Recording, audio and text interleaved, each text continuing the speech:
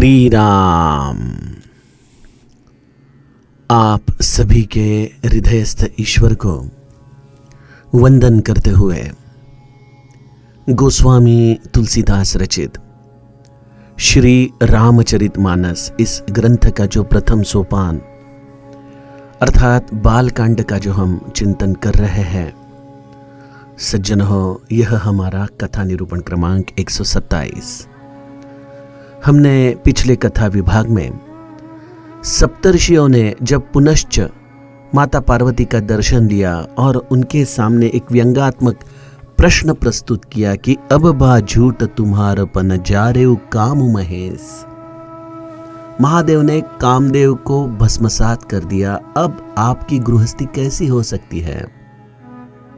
तो यह सुनते ही माता पार्वती ने जो अति सुंदर उत्तर दिया, तुम रे जान कामु अब जारा, अब लगी संबुर रहे सभी कारा। अब तक महादेव काम के साथी थे, ऐसा आपको लगता है? वह स्वीकार थे? मेरी समझ से, जो मेरी तपश्चर्या से मैंने जाना है, महादेव नित्य शिव है, योगी है, अज अनवद्य अकाम अभोगी। ऐसे सुंदर गुणधर्म जो उन्होंने तपश्चर्या के द्वारा उनके प्रतीति में आया था, वह सप्तर्षियों को बता दिया। और उससे सप्तर्षियों ने माता पार्वती के हृदय का भाव, जो यह अवस्था तुर्यातीत होने की अवस्था है, उस अवस्था की संलग्नता सप्तर्षियों ने माता पार्वती के हृदय में देखी।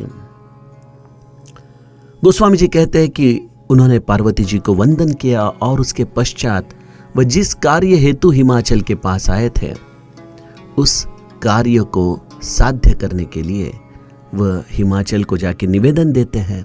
आइए उस कथा विभाग का हम गायन करें। सब प्रसंगु गिरिपति ही सुनावा, मदन दहन सुनी अति दुख पावा। बहुरी कहे हुरति कर बरदाना, सुनी हिमवंत बहुत सुख माना। हृदय विचारी शंभु प्रभुताई, सादर मुनिवर लिए बोलाई। सुदिनु सुनख तू सुघरी सोचाई, बेगी वेद विधि लगन धराई। पत्री सप्त ऋषि न सोई दीनी, गही पद बिनय हिमाचल कीन्ही। जाई विधि ही तिन्ह दीन्ही सोपाती, बाचत प्रीति न हृदय समाती। लगन बाची अज सब ही सुनाई, हर्षे मुनि सब सुर समुदाई। सुमन वृष्टि नभ बाजन बाजे, मंगल कलश दसहु दिसि साजे। लगे संवारन सकल सुर, बाहन विविध विमान। हो ही सगुन मंगल सुभद, करही अप्सरा गान।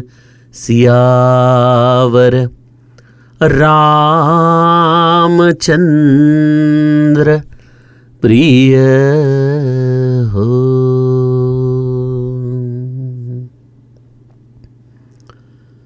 चले भवानी ही नाई सिर, गए हिमाचल पास। सप्तर्षि माता पार्वती को वंदन करके उनके पिता हिमाचल के पास संवाद करने हेतु, निवेदन करने हेतु पहुंचे हैं।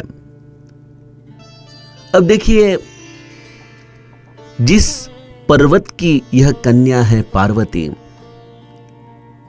लेकिन जब वह अपने आप को तपस्या में समर्पित कर देती है तो तपस्या अंतरंग में क्या स्थित्यंतर लाती है, इसका कितना सुंदर दर्शन हमें गोस्वामी जी इन चौपायों के द्वारा दिखाते हैं। पार्वती भले पर्वत की कन्या हो, स्वयं को जड़ कहती हो, लेकिन इस समर्पण भावना के कारण जब उसे सप्तर्षि कहते हैं कि महादेव ने कामदेव को जला दिया, भस्मसात कर दिया, तो हमने पार्वती का जवाब सुना। क्या उनकी प्रतिक्रिया थी? और अब बिल्कुल यही वाकया, यही प्रसंग सप्तर्षि पार्वती के पिता हिमाचल इन्हें सुनाते हैं। सब प्रसंग गिरिपति ही सुनावा, मदन दहन सुनी अति दुख पावा। जब हिमाचल ने कामदेव के जलने का, खत्म होने का प्रसंग सुना, दहन प्रसंग जब उन्होंने सुना, तो उन्हें अत्यंतिक दुख हुआ, अति दुख पावा। और वही प्रसंग जब पार्वती जी को सुनाया गया था, तो पार्वती जी ने कैसा जवाब दिया था? सुनी बोली मुस्काई भवानी, एक स्मित हास्य के साथ, एक प्रसन्नता के साथ उन्होंने जवाब दिया था। सज्जनों, यहां हिमाचल की उपेक्षा नहीं है, वह तो पार्वती के पिता है, और हर पिता अपने कन्या के सुख के सिवा और क्या चाहेगा, क्या चाहेगा। अगर काम ही भस्मसात हो गया तो अपनी कन्या आने वाले गृहस्थी में किस तरह से सुखी रह पाएगी। इच्छाओं के साथ तो प्रपंच चलता है, और अगर पार्वती इच्छा विरहित संसार करे तो वह संसार कैसा हो सकता है, इसकी धारणा, इसकी समझ भले पार्वती के पिता होने के बावजूद भी हिमाचल अपने हृदय में जान नहीं पाते, क्योंकि उसके लिए आपके मन को इतना आपको समर्पित करना पड़ता है, तभी जाके यह उदात्त दंपत्ति जीवन क्या होता है, इसका अनुभव हमें आ पाएगा। और सज्जनों, यह कोई पुराणों की कथा नहीं है, यह केवल कोई कल्पना विलास नहीं है। ऐसी दाम्पत्य जीवन की कहानी हमें ज्यादा दूर नहीं, बिल्कुल इसी 21वें 20वीं शती में दिखाई देती है। एक मेरी दृष्टि में आता है रामकृष्ण परमहंस और माता शारदा का संसार।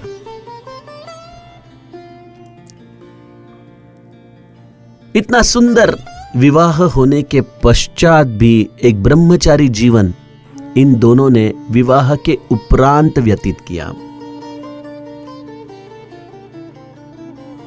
विवाह संस्था का ही मुख्य उद्देश्य हम भूल चुके हैं। कल ही बापू कथा में कह रहे थे कि विवाह यह कोई साधन नहीं है, यह हमारा साध्य होना चाहिए। उस व्यक्ति पर आत्मिक प्रेम करके उसके आगे हमारे जीवन में कुछ नहीं है, इस भावना की प्रतीति एक दूसरे को देना, इसका नाम है विवाह। लेकिन समाज जीवन में विवाह संस्था एक साधन मार्ग हो गया है मनुष्य को जीवन जीने के लिए। लेकिन एक ऐसा आत्मिक प्रेम का नाता रामकृष्ण परमहंस और माता शारदा के बीच है, वैसा ही एक प्रेम संबंध हमारे महाराज के एक शिष्योत्तम प्रहलाद महाराज के जीवन में मुझे दिखाई देता है। महाराष्ट्र के खानदेश प्रांत में अकोला बुल्ढाणा के पास साखर खेरड़ा नामक एक छोटा सा ग्राम, वहां पे बसने वाले प्रहलाद महाराज अपने विवाह के उपरांत अपने पत्नी को पूछते हैं कि आपको क्या चाहिए, संसार चाहिए या परमार्थ चाहिए? क्या आप मेरे जीवन में मुझे परमार्थ अनुकूल सहायभूत होना चाहोगी या आप मुझे प्रपंच में ले जाना चाहोगी? तब जीजी माँ उनकी पत्नी उन्हें कहती है कि स्वामी मुझे परमार्थ ही चाहिए। तो विवाह के उपरांत प्रथम रात पति पत्नी ने भगवत स्मरण में वह समस्त रात गुजारी है और उसके पश्चात यही रिश्ता, एक गुरु शिष्य का रिश्ता, प्रहलाद महाराज अपने पत्नी के साथ निभाते आए। ऐसा ब्रह्मचारी व्रत गृहस्थाश्रम होते हुए भी उन्होंने निभाया। तो यह केवल कल्पना विलास नहीं है और यह कोई नियम तो है नहीं कि अगर आप आत्मिक प्रेम करना चाहते हो तो इसका मतलब गृहस्थाश्रम भी बिल्कुल इसी ढंग से हम निभाते रहे। संतों ने हमें समस्त विषयों की छूट दी है। नीति धर्म का आचरण करते हुए, संयमित भोग भोगते हुए, बिल्कुल इस विवाह संस्था के व्यवस्था में मर्यादित रूप से अगर व्यक्ति अपना जीवन व्यतीत करे तो वह व्यक्ति भी ब्रह्मचारी ही है, जिसने अपने जीवन में एक पत्नी व्रत निभाया, जिसने अपने जीवन में जो संतों को अपेक्षित है वैसा गृहस्थाश्रम निभाया, तो वह व्यक्ति गृहस्थाश्रमी होते हुए भी ब्रह्मचारी है। उसकी कामनाएं इन काम रूप के कारण उसकी परमार्थ की बाध्यता नहीं हो सकती। तो सज्जनों, व्यक्ति के जीवन में काम का महत्व क्या है, यह जब तक हमारी धारणा तपश्चर्या के कारण, गुरु कृपा के कारण जब तक उन्नत नहीं हो सकती, तब तक हम इस अवस्था को ठीक से समझ नहीं पाएंगे। और इसलिए हिमाचल जड़ का जड़ ही है और वह जीव के रूप में देखता है कि मेरे कन्या की गृहस्थी कैसी हो पाएगी, जबकि तपश्चर्या के कारण, वृत्ति परिवर्तन के कारण जिसे गृहस्थी निभानी है वह स्वयं इस चीज को मुस्कुराते हुए जवाब देती है। यह है फर्क नाम के साथ हमारे जीवन में होने वाला। मुखी नाम त्या काम बाधू शकेना, गुणे इष्ट धारिष्ट त्याचे चुकेना, हरि भक्त तो शक्त कामा समारी, जगी धन्य तो मारुति ब्रह्मचारी। यह नाम का क्वालिटेटिव मेजरमेंट है।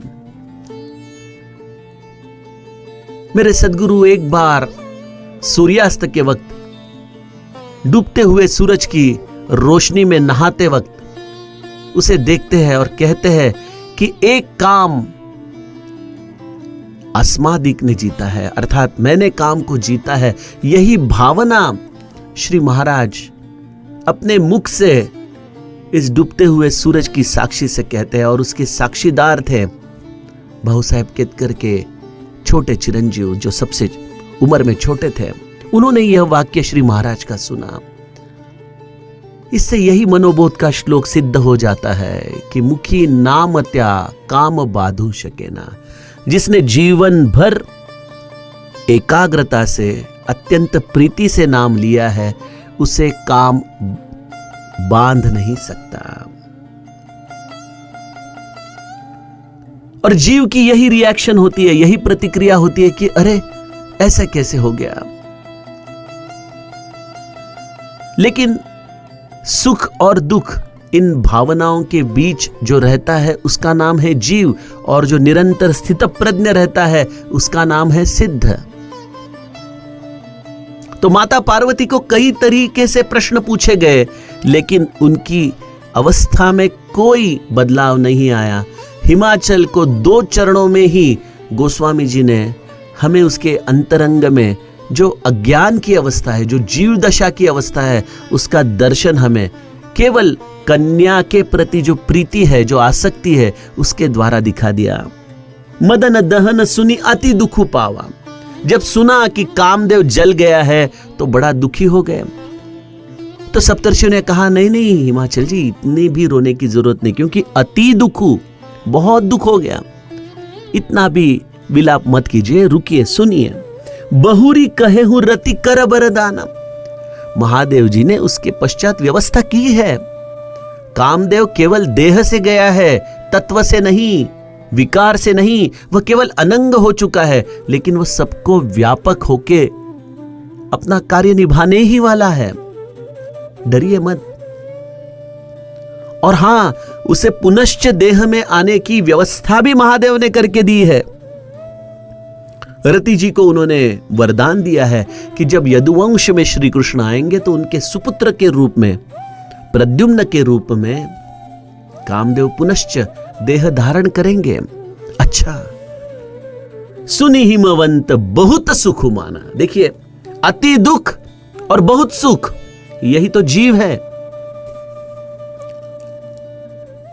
हमारी अज्ञान की अवस्था क्या होती है? देखिए, हिमाचल के प्रति कोई उपहास नहीं है, वह तो अपने कन्या के प्रेम के कारण यह सब कह रहा है, अन्यथा हिमाचल तो हिमाचल है। उसके सानिध्य में जाके लोग तपस्या करके सिद्ध होते हैं, तो उसे हम कैसे अज्ञानी कहें? लेकिन जैसे नारद मोह प्रसंग में देवर्षि नारद को नचाया है भगवान ने, वैसे यहां पे गोस्वामी जी की वाणी, महादेव जी की यह अवस्था हमें दिखाती है कि जड़त्व केवल पाषाण का नहीं होता, जड़त्व विचारों का होता है। और हिमाचल जैसे पर्वत राशि में जो लोग साधन करके सिद्ध होते हैं, लेकिन अगर उनके विचार जड़ रहे तो केवल सोने के आश्रम बन सकते हैं, लेकिन सिद्धावस्था नहीं प्राप्त हो सकती। समर्थ इसलिए मेरे कहते हैं कि विचारे मना अंतरा बोध वीजय, विचार करके अपने हृदय को परिवर्तन कीजिए, अपने अंदर परिवर्तन लाइए, अन्यथा अति दुख पावा और बहुत सुख माना, इसी में ही हमारा जीवन व्यतीत हो जाएगा। बड़ा सूक्ष्म विचार है, समझ सको तो समझ लो। हमारी अवस्था इस जड़त्व की कैसी है, यह हमें चौपाई सिखाती है। और फिर सप्तर्षियों ने वो कार्य किया जिसके लिए वह आए थे। उन्होंने महादेव जी पार्वती से विवाह करने के लिए तैयार है, उन्होंने रजामंदी दे दी है। यह समाचार हिमाचल को सुनाया। अब देखिए, हिमाचल ने इस विवाह प्रस्ताव को तुरंत सम्मति दे दी, लेकिन इस सम्मति को देते वक्त भी उसका कारण गोस्वामी जी ने बहुत सुंदर तरीके से लिखा है। देखिए, मानस बड़ी सूक्ष्मता से आप पढ़िए, गुरु कृपा से पढ़िए, फिर इसका आनंद आपको एक अलग ही दुनिया में ले जाएगा। हृदय बिचारी शंभु प्रभुताई, हिमाचल ने मन में मन निश्चय कर लिया कि पार्वती का विवाह महादेव से हो जाए। देखिए, अभी यह बात हिमाचल को पार्वती के जन्म के लगभग 2-3 साल में ही मालूम पड़ी थी कि जब देवर्षि नारद ने आके माता पार्वती का दर्शन लेकर हिमाचल मैना को उनका भविष्य बता दिया था कि इसको जो पति मिलेगा वो जोगी, जटिल, अकाम, मन, नगन, मंगल, बेस, इस तरह का उसका पति रहेगा। लेकिन अगर यह सब अवगुण आप समझते हो तो यह अवगुण महादेव के प्रति जब आप संबोधित करोगे तो यही सद्गुण हो जाएंगे। तो इसे महादेव के साथ विवाह करने के लिए तपश्चर्या करनी पड़ेगी, यह देवर्षि नारद ने कहा था। तो हिमाचल जानता है कि माता पार्वती ने इतने अनंत वर्षों तक क्यों तपश्चर्या की है। तो एक बाप जब अपने कन्या को अनुकूल ऐसा पति मिलने वाला है यह सुनेगा तो उसे बहुत हर्ष होगा, बहुत आनंद होगा, यह स्वाभाविक है। लेकिन हिमाचल ने हां में हां मिला दी, क्योंकि उन्होंने शिवजी का प्रभाव श्रेष्ठ मुनियों के इस वचनों के द्वारा जान लिया कि उसने कामदेव को जला दिया है। अगर मैं कुछ ऐसी वैसी बात कह दूं तो पता नहीं शिवजी का क्रोध, शिवजी का संताप, इसको नजर में लाते हुए हिमाचल ने उस प्रभाव के अंदर आके कह दिया सादर मुनिवर लिए बुलाए।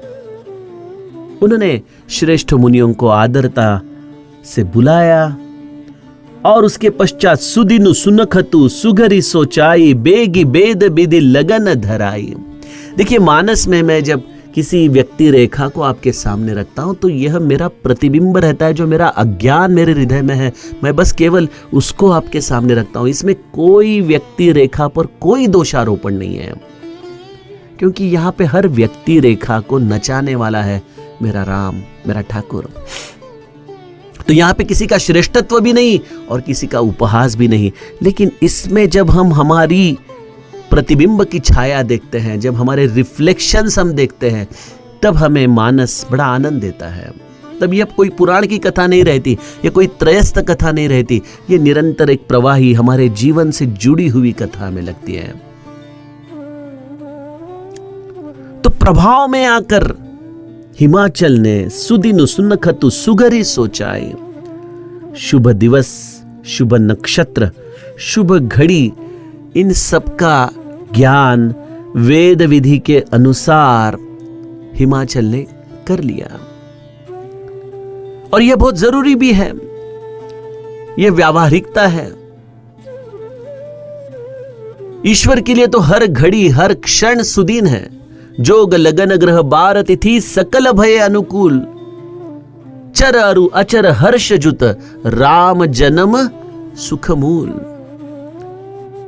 तो इसका मतलब यह है कि जोग लगन ग्रह बार तिथि सब अनुकूल हुए और तब प्रभु रामचंद्र प्रगटे, या इसे उल्टा भी हम सुन सकते हैं, पढ़ सकते हैं कि जब प्रभु रामचंद्र प्रकट हुए तब यह समस्त अनुकूल हो गई तिथियां। इसका सर्वोत्तम उदाहरण है मेरे सदगुरु का निर्वाण दिन, जो मार्गशीर्ष की द्वादशी में उन्होंने अपने देह को, दशमी को जो उन्होंने अपने देह को त्यागा, तो उन्होंने सुबह 5:55 पर अपने देह को त्यागा। और बाद में जब वह तिथि, वह घड़ी देखी गई तो वहां पे अमृत घटिका उस वक्त चल रही थी।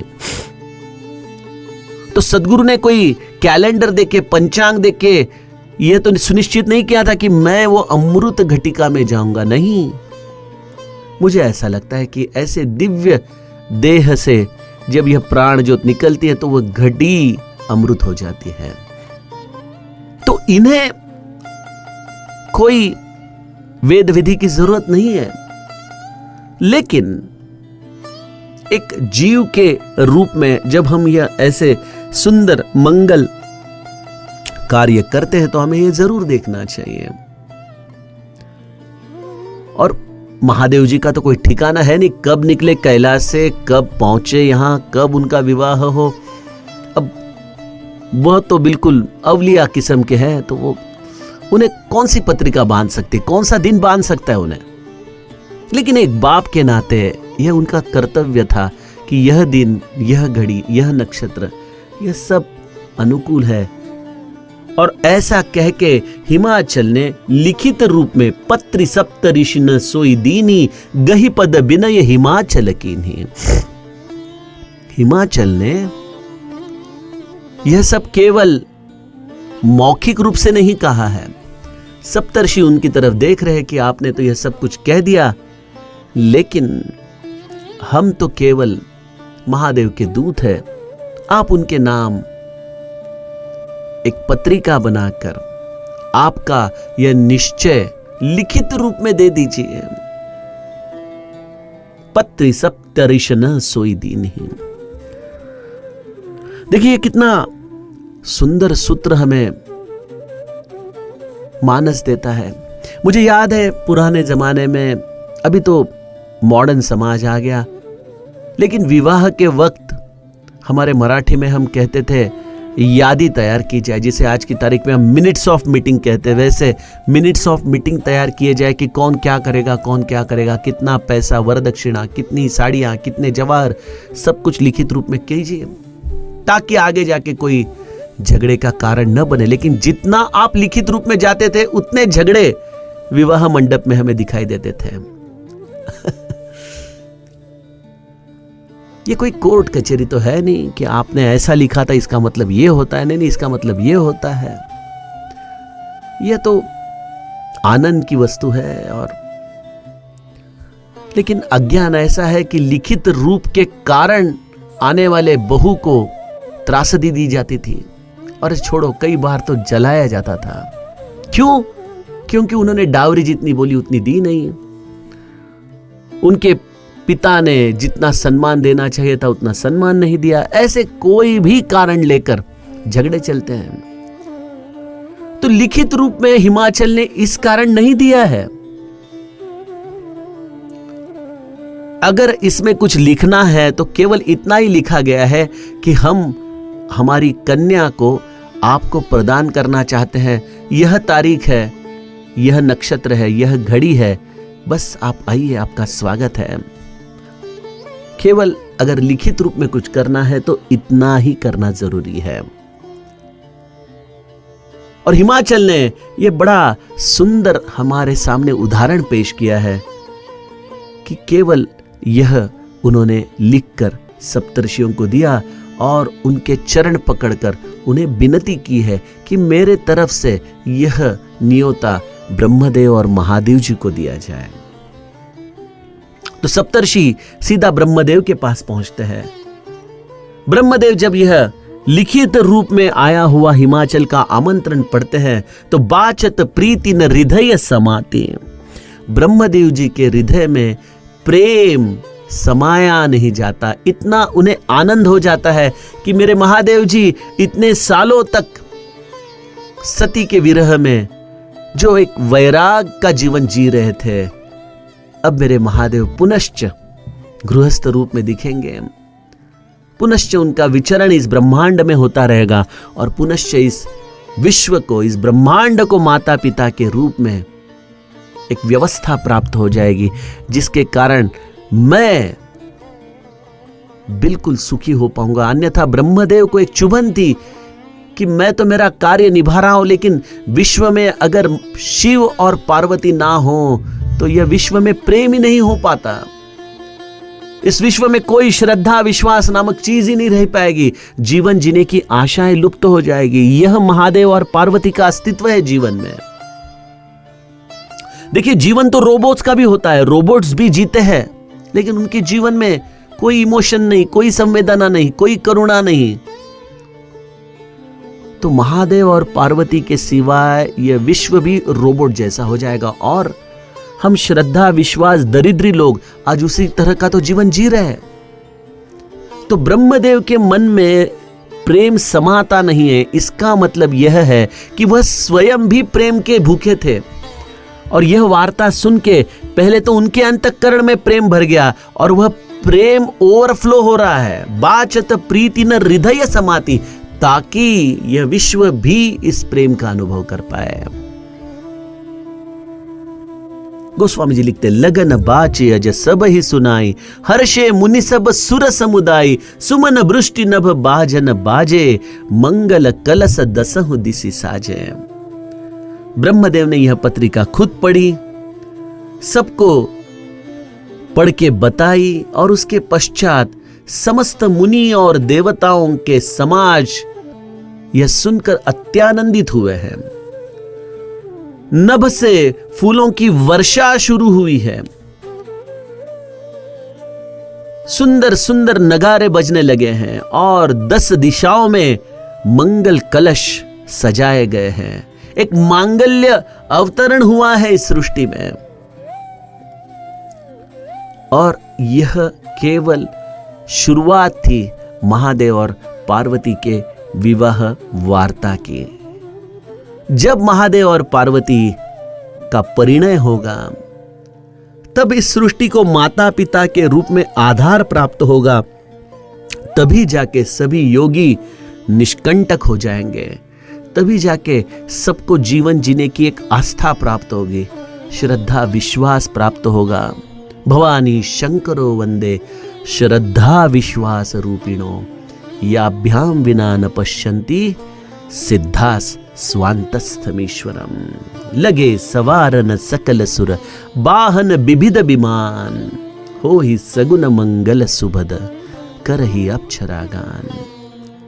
देखिए, ये वार्ता आकाश में वायु की तरह फैल रही है और जहां जहां ये वार्ता जाए कि महादेव और पार्वती का विवाह होने वाला है, तो देवताओं ने अपने अलग अलग अंदाज में अपने वाहन, अपने विमान, इनको सजाया है। सुंदर कल्याणप्रद ऐसे मंगल शकुनों के आधार से देवताओं ने हिमाचल के नगर की तरफ प्रस्थान किया है। अप्सराएं भी अत्यानंदित होकर गाने लगी है। ऐसा ब्रह्मांड अब आनंद से भरने लगा है। आइए सज्जनों, इसी विवाह का वर्णन अब कैलाश के दृष्टिकोण से हम कल की कथा प्रवाह में देखें। जानकी जीवन स्मरण। जय जय राम।